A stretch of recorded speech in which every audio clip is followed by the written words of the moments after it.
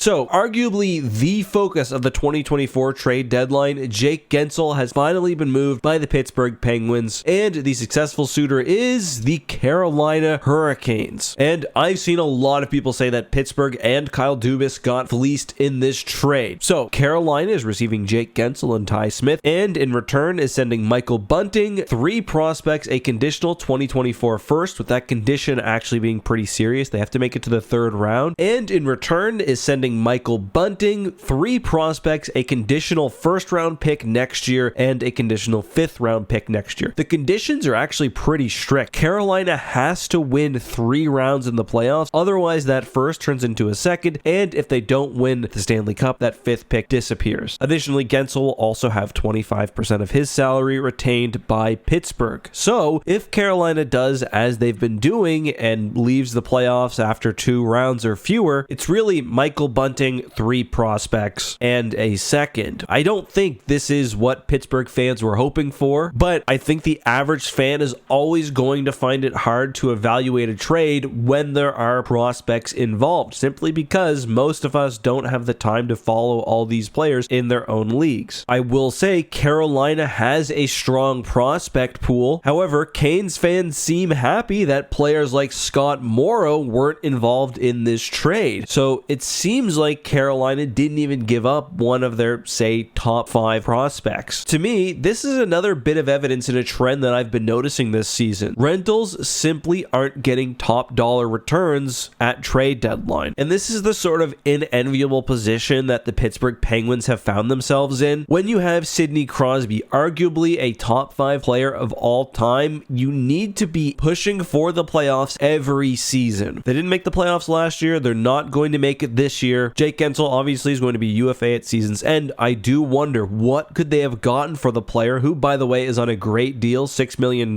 had they traded him earlier. I think it's something that Penguins fans are going to be wondering about. Dubas will also be reuniting, of course, with Michael Bunting. He gets a lot of hate. Honestly, though, he's at $4.5 million and locked in until 25-26. I think he could be good on the Pens. His production has dipped this season and last, but let's see what he does on the Penguins. Anyway, that's all for now. If you enjoyed this content, make sure to drop a like and a subscribe. See you next time.